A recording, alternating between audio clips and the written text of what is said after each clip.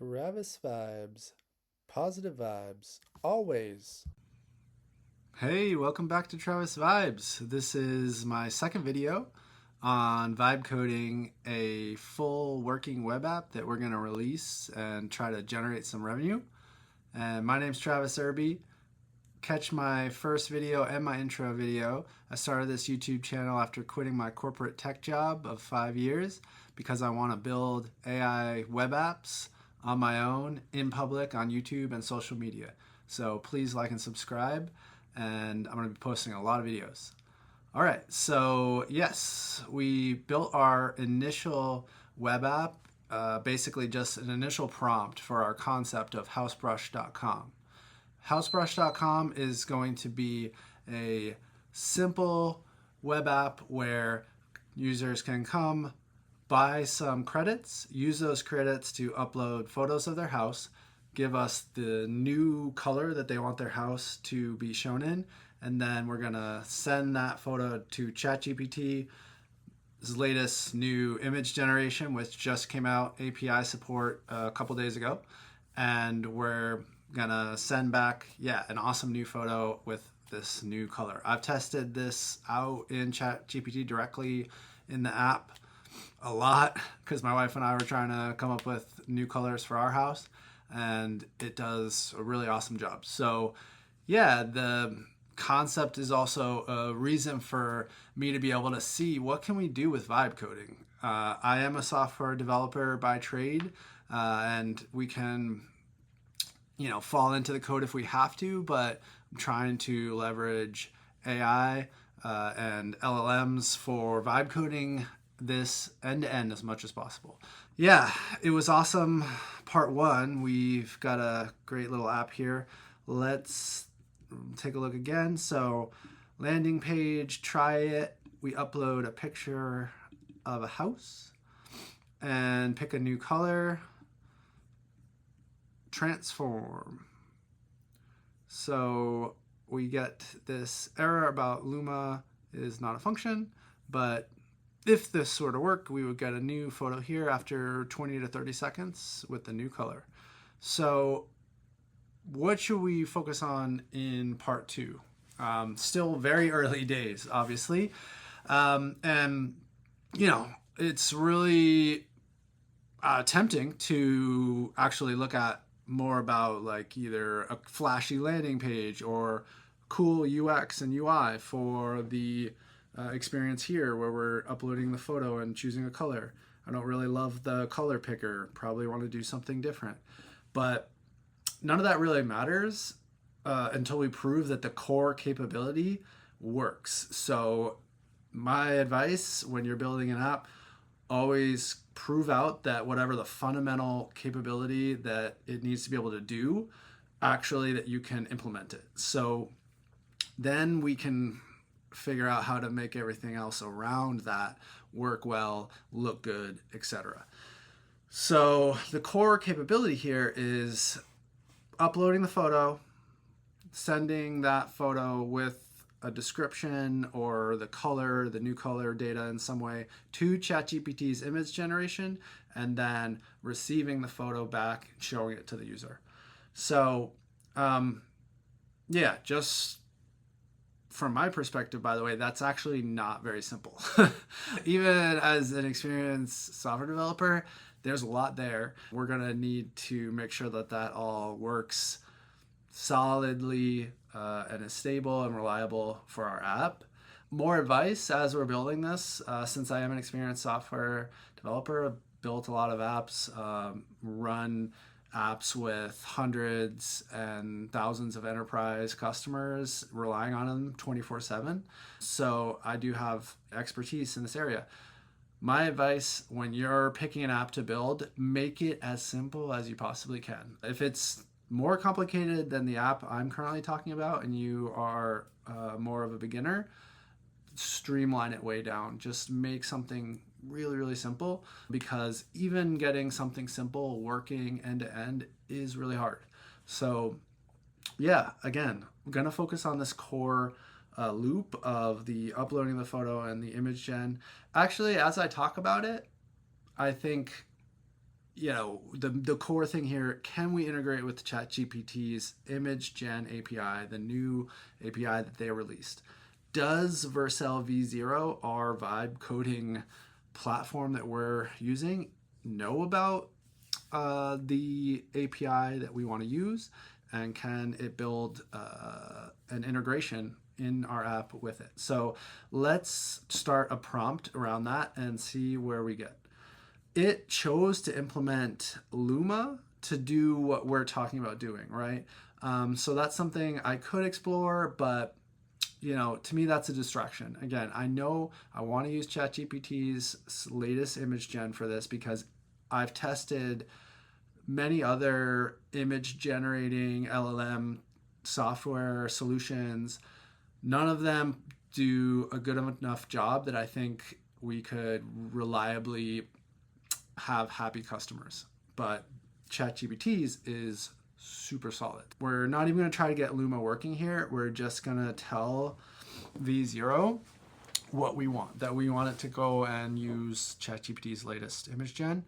Even though we're vibe coding here, we have the mentality that we are the ones in control of this back and forth. And it will, a lot of times, the LM will decide to do XYZ. I may not like its decision and I'll stop it and I'll redirect it to do something else. So just putting that out there. A lot of people talk about vibe coding as just letting you go in with the flow, but that can be dangerous. So I'm going to be a little bit more on top of things here, hopefully. We asked V0 about using the latest OpenAI image generation API, and it seems to know about it. So it's talking about OpenAI's latest image generation API, DALL-E 3. All right, but be very careful because look at this, DALL-E 3. If you're not, again, if you're just going with what it's telling you and trusting that it knows the best path, you're going to have issues. Here, if I'm going to jump over to the docs for OpenAI's APIs and model comparison. Our latest and most advanced model for image generation is GPT Image 1. Now look at the other models. DALL-E 2, DALL-E 3. Here's the one that V0 is assuming is the latest and greatest. Now this threw me for a loop when I first started doing vibe coding and first started working a lot with LLMs, is that my natural instinct is that if I'm on the web and I'm using a tool that's on the web, then that tool is aware of like the latest version of things and the latest best practices. But keep in mind that these LLMs, for like the general context that they use, they are actually trained in the past 6 months. So be aware of that, and don't just always go with the vibe when it comes to vibe coding. You actually need to be in control and be very aware of what's happening and making sure that it's making the right decisions and using the latest tools, etc. We now know that DALL-E 3 is not actually the latest image gen. So we need to figure out if we can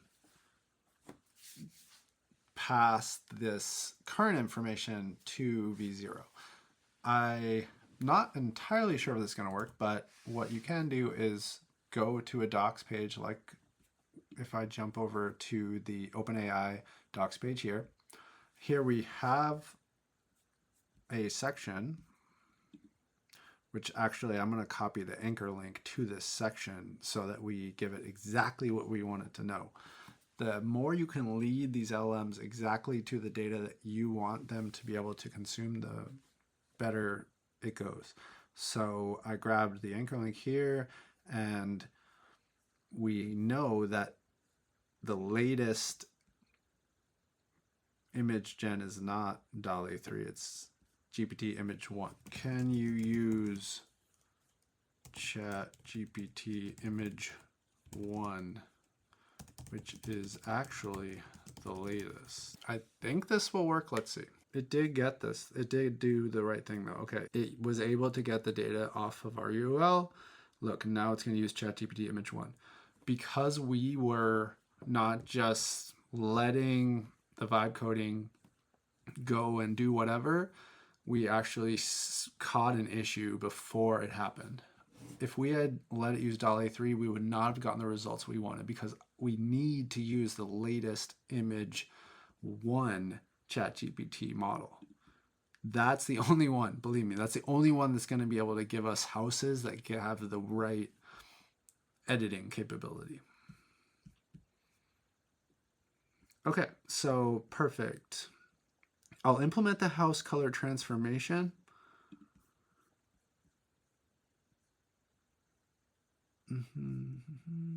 Using OpenAI's latest image generation model, ChatGPT image 1. Let's update the AI service to use this model. Updated the service, modify the upload action. Okay, the application will now upload the original house image to Vercel Blob. Vercel Blob is going to store the image files that the user uploads. It's going to send the image to OpenAI's Chat Image 1 model. Okay, according to the steps that V0 is laying out, it's going to do exactly what we want it to do. So let's see.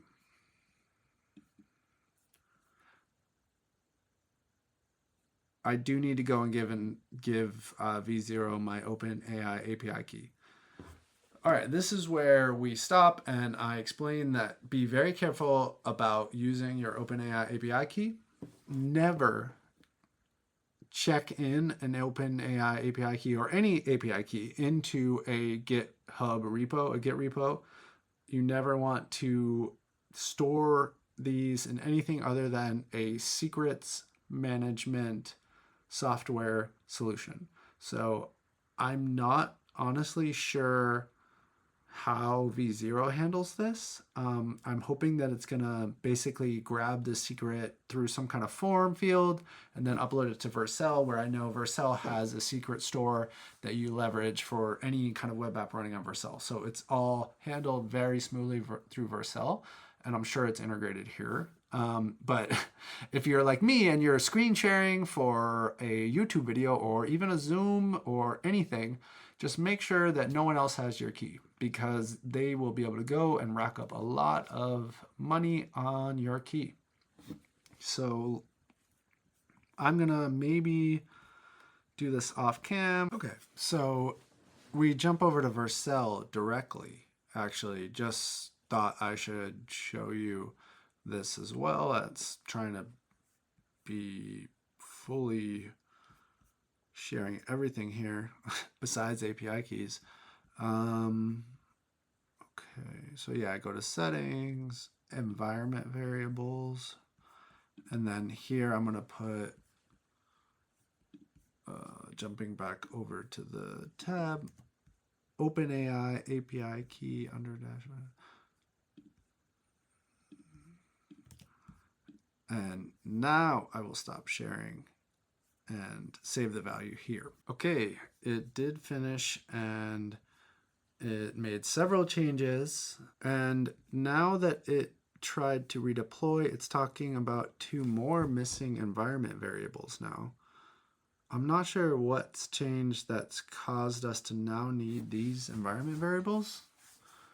And we're running on Vercel already. I'm just confused why these aren't already set. But I have a hunch that maybe it's because we haven't deployed. And this goes back to why haven't I saved a version, right? So, okay, so let's confirm and deploy to Vercel. All right, so deployment successful. Let's go visit that. All right, so the cool thing is now we actually have a fully deployed app. We don't just need to look at it. Oh, I'm not over here, hold on. Here we go. So the cool thing is that we now have a fully deployed app. Let's see what happens when we try to actually use the app now.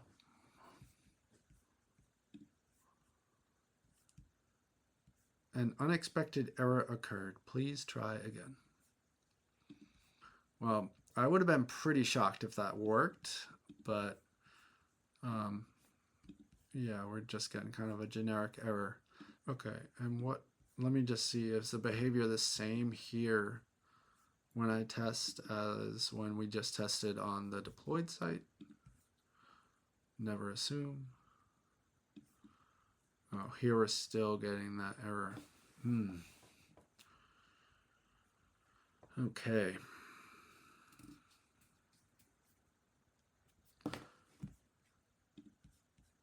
So presumably the error we're getting here could be what we are seeing on the deployed app as well, just shown in a different way. My hunch is we should first try to fix this missing environment variables modal error, because this seems very major issue. So I guess I will ask it that question. Again, presumably V0 should know about its own operational issues, so let's see what it recommends. How should I resolve this?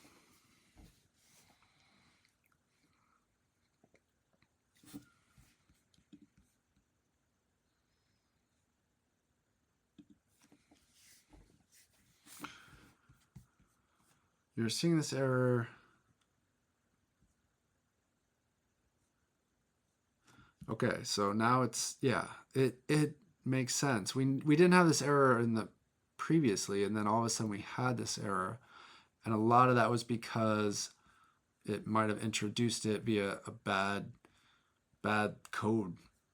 So should probably revert that, or it needs to come up with another approach. Okay, yeah, so it's updated the upload image function to work without those environment variables. Okay. It says it has now resolved the issue with the environment variables. So let's test it again. It's all about just continually testing and then telling V0 or whatever LLM tool you're using what the results are, and then trying to work through the issues.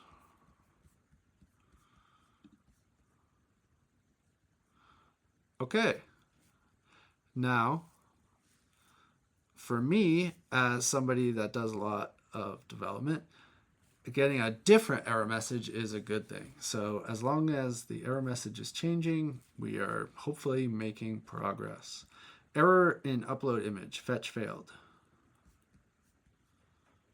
And we have a nice convenient fix with V0, which is, I think, really just copying and pasting whatever the error is directly into the prompt. That is nice though. These kind of things are very convenient. I like that. All right, so we tested, and I actually forgot to press record, but ultimately we hit the browser error again. So we're back to the previous error we hit before our most recent error. That is discouraging. I hope we don't get into an error loop and where we just keep getting errors. V0 has fixed the import error according to V0. Let's test. V0 has not fixed the error.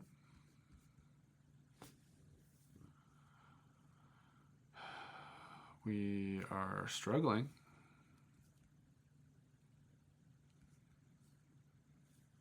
Try something else.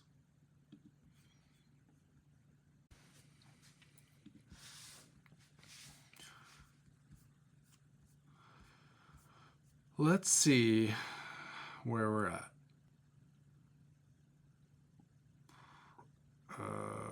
Immediately hit an error. The AI module does not provide an export named experimental generated image. V0, fix this please.